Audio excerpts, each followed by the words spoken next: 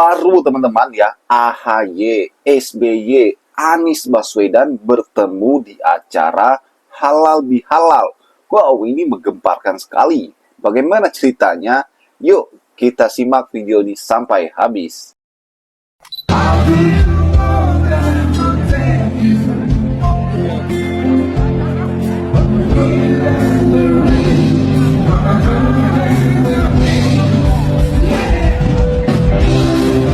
Fitri, minal aidin wal faizin, taqabbalallahu minna minkum. Mohon maaf lahir dan batin.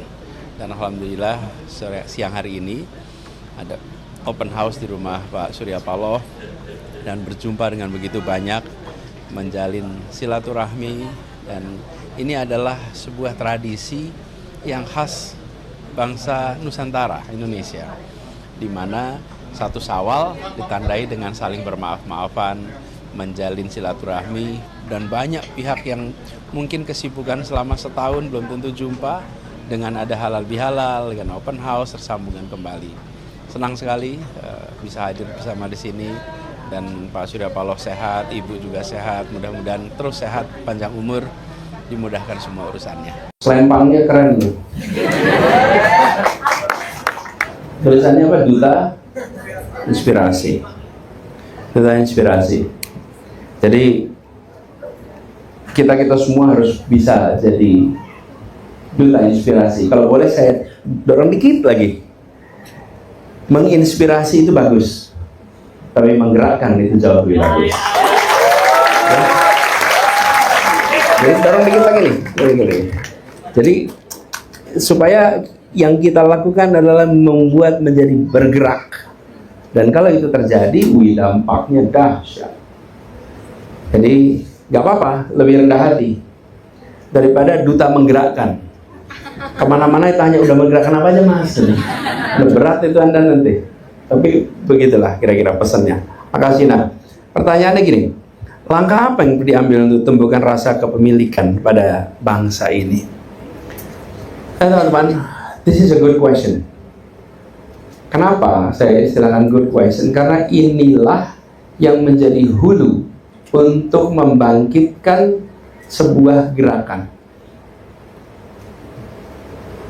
Gerakan itu bedanya dengan program, karena gerakan mengajak semua orang untuk menyelesaikan masalah. Kalau program, dia bertujuan menyelesaikan masalah, tapi tidak ada unsur mengajak semua orang menyelesaikan masalah.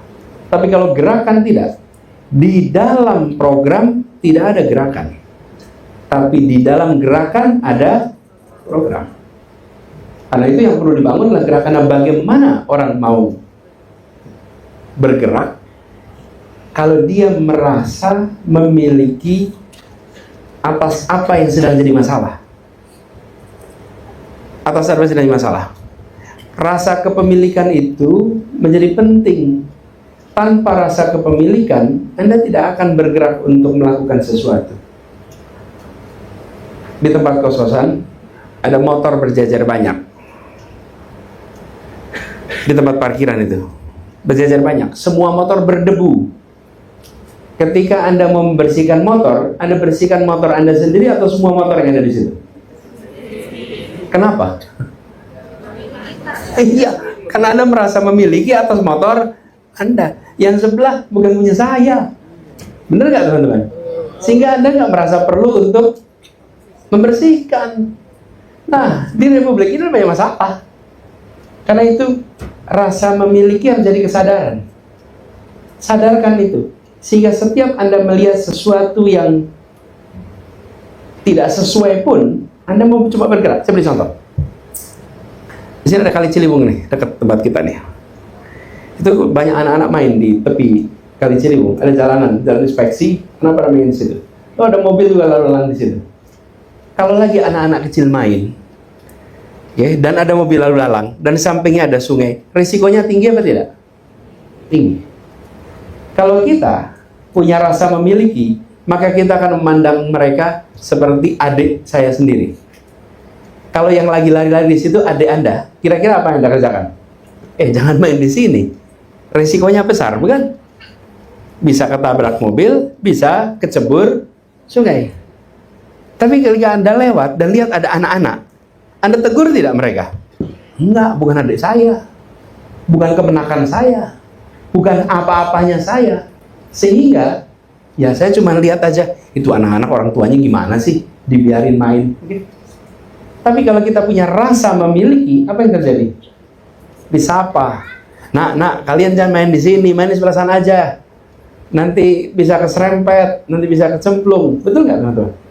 Nah, jadi nomor satu, bagaimana sadari bahwa apapun yang Anda lihat di Republik ini, itu adalah bagian dari tanggung jawab moral saya. Kalau itu dimunculkan, setiap Anda ketemu masalah, maka Anda merasa, ini bagian dari tanggung jawab moral. Ini teman-teman, harus disadarkan, supaya kemudian muncul menjadi reaksi dalam bentuk pikiran, dalam bentuk lisan, dalam bentuk perbuatan. Jadi sadarkan itu. Lalu teman-teman, bagaimana menjaga agar itu hidup? Berjumpalah dengan orang-orang yang memiliki kepedulian, sehingga muncul. Halo teman-teman, berjumpa bersama saya di Politik Dangi.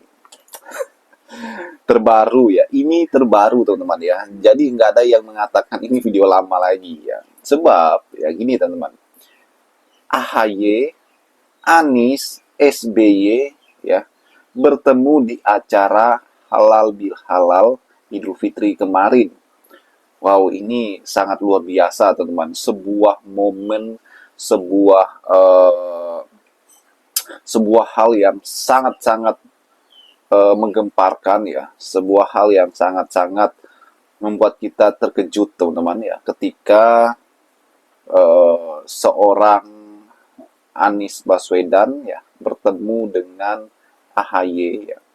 Mungkin orang berkata ya, para termul akan mengira bahwa AHY, Anies, bahkan SBY ini sudah pecah kongsi teman-teman, sudah nggak mau bertemu lagi karena Pilpres 2024 yang lalu, karena ya Anies dianggap melukai hati Demokrat, karena Anies dianggap sudah mengecewakan AHY, mengecewakan SBY, lantaran Anies memilih Caimin ya untuk menjadi wakilnya di 2024 kemarin.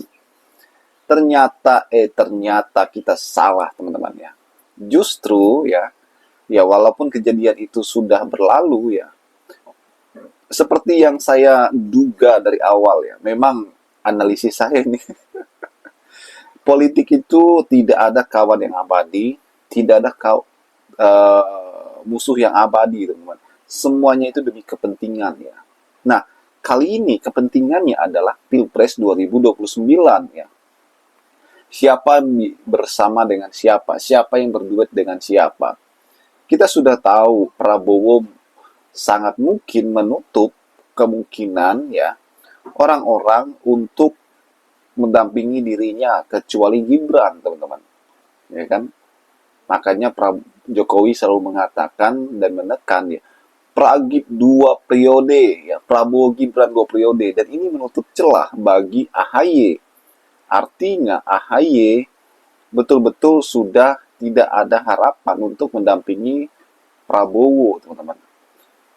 Nah, yang menjadi pertanyaannya ya, AHY ini harus bersinar, AHY ini harus maju walaupun menjadi wakil teman-teman. Ini untuk politiknya masa depan, karena bagaimanapun AHY ini adalah anak muda ya. Maka yang strateginya adalah bagaimana ia harus berduet dengan Anies Baswedan ya, walaupun ia pernah sakit hati teman-teman.